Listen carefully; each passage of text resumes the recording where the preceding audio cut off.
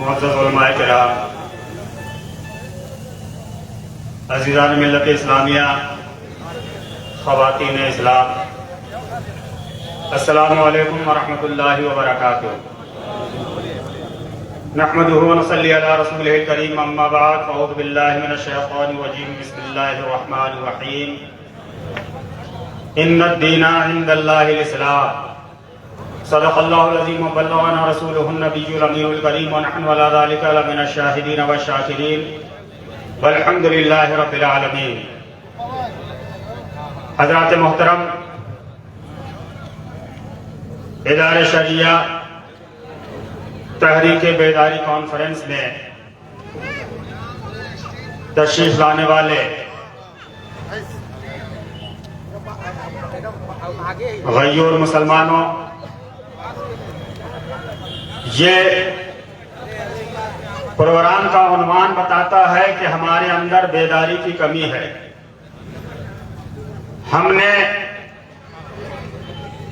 اپنے معاشرے کو سلا دیا ہے، ہم سو چکے ہیں اور اپنے مسائل سے، اپنی پریشانیوں سے ہم نے اپنی آنکھیں موند لی ہیں۔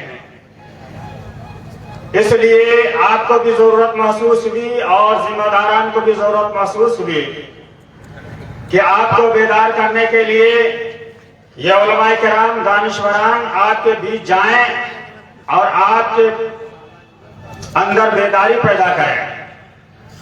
یہ تحریک بیداری آپ کے مستقبل، آپ کے بچوں کا مستقبل انشاءاللہ العزیز تابناک بنانے کے لیے یہ رواں دواں رہے گی، اور یہ تحریک آپ کو انشاءاللہ العزیز بیداری سے ہمکنار کرے گی۔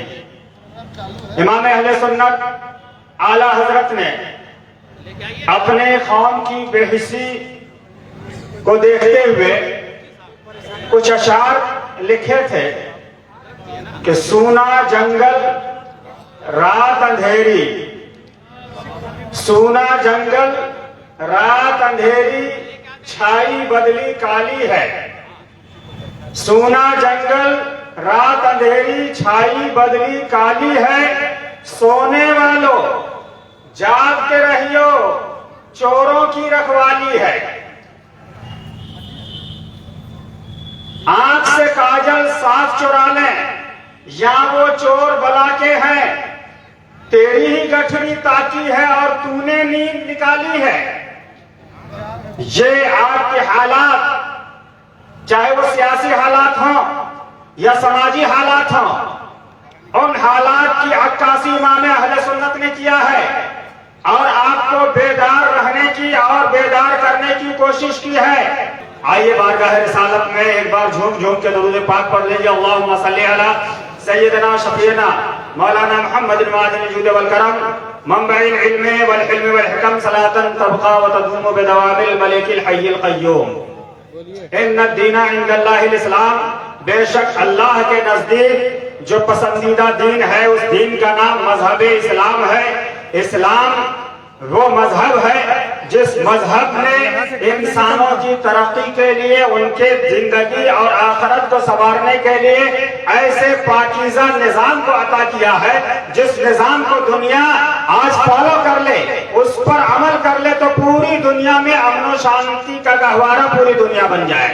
اسلام وہ مذہب ہے جس مذہب نے انسان کی پیدائش سے لے کر موت تک اور موت کے بعد کے حالات تک تمام حالات سے بحث کرتے ہوئے ایک جامع قانون عطا فرمایا ہے۔ وہ رولز مذہب اسلام نے عطا کیے ہیں جن قوانین کو انسان اگر اپنی زندگی میں بسا لے تو کہیں بھی کوئی قسم کی نہ لڑائی ہو نہ جھگڑا ہو۔ مذہب اسلام کو ہم نے سمجھا ہے کہ یہ صرف عبادتوں کا مذہب ہے، ریاضتوں کا مذہب ہے۔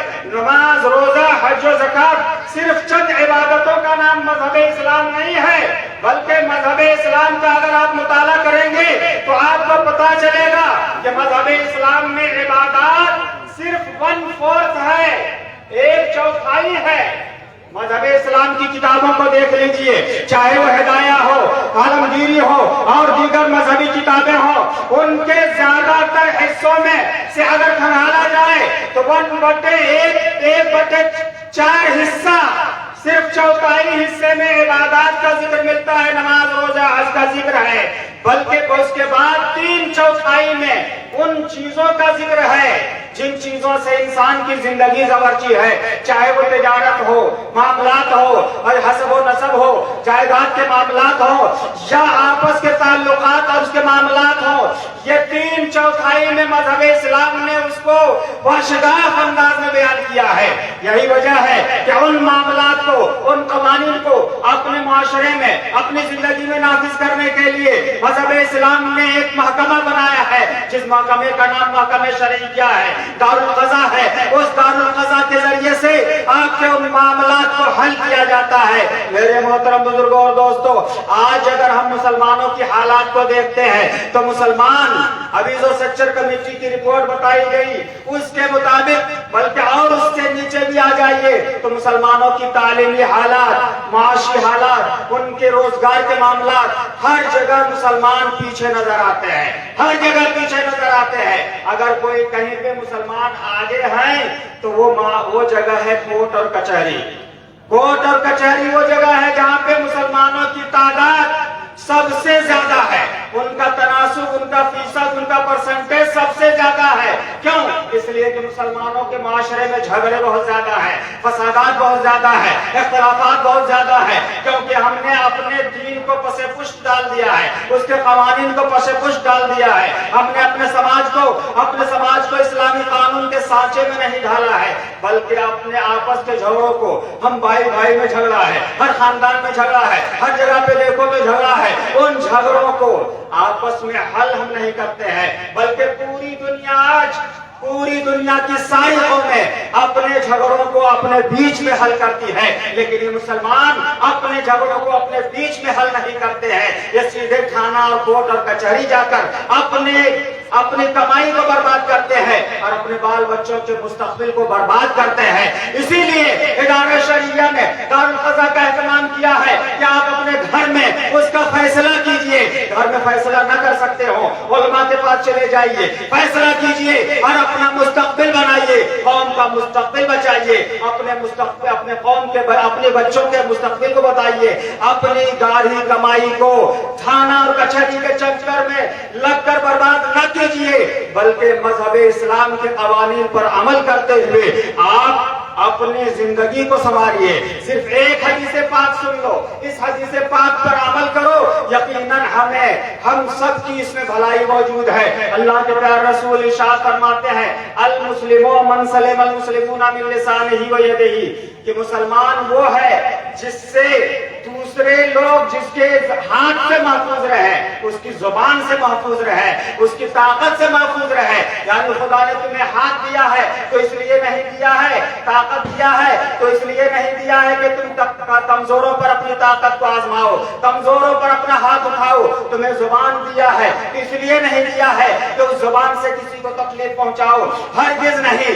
اگر انسان اپنی طاقت اور اپنی زبان کا استعمال صحیح انداز میں کر لے تو کسی بھی معاشرے میں، کسی بھی سماج میں، کسی بھی جگہ پہ کوئی لڑائی نہیں ہوگی، کوئی جھگڑا نہیں ہوگا، تو نہ ہماری طاقت برباد ہوگی، نہ ہماری قوت برباد ہوگی، نہ ہمارا پیسہ برباد ہوگا، بلکہ اپنی طاقت، قوت ہماری اپنے لوگوں کے اصلاح اور ان کے تعمیر و ترقی میں گزر جائے گی۔ اس لیے بیدار ہو جاؤ، جاگ جاؤ، نہ سمجھو گے تو مٹ جاؤ گے اے ہندی مسلمانوں، نہ سمجھو گے تو مٹ جاؤ گے اے ہندی مسلمانوں، تمہاری داستان تک بھی نہ ہوگی داستانوں میں۔ استغفر اللہ ربی من کل ذنب واتوب الیہ واشہد ان لا الہ الا اللہ واشہد ان محمد رسول اللہ۔ السلام علیکم۔